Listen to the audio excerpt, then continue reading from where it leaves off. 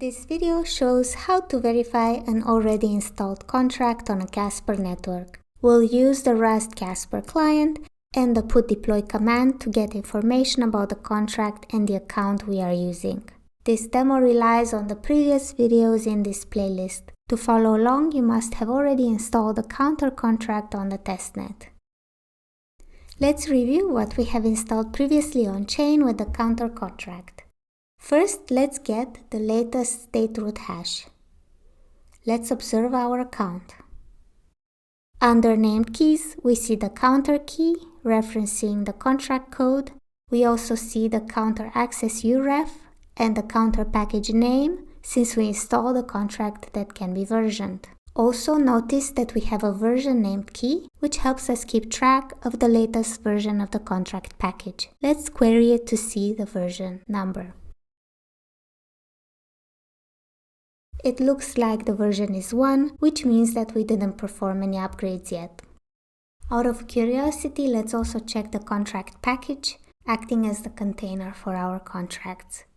We can do this by querying the counter package name, which is the name we gave our package when we created the first contract with new contract.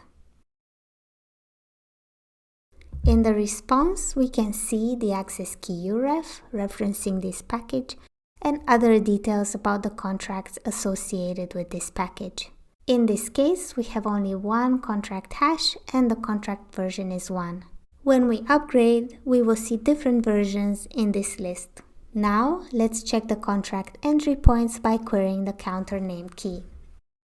You can see that we have two entry points, the counter get and the counter inc, to retrieve and increment the counter respectively.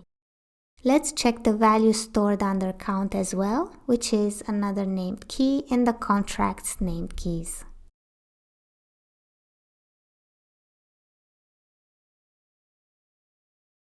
Now let's interact with the contract code.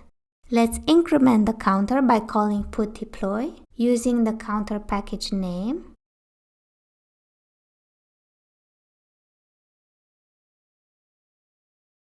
After incrementing the counter, let's get the latest state root hash. Let's check the value stored under the count named key.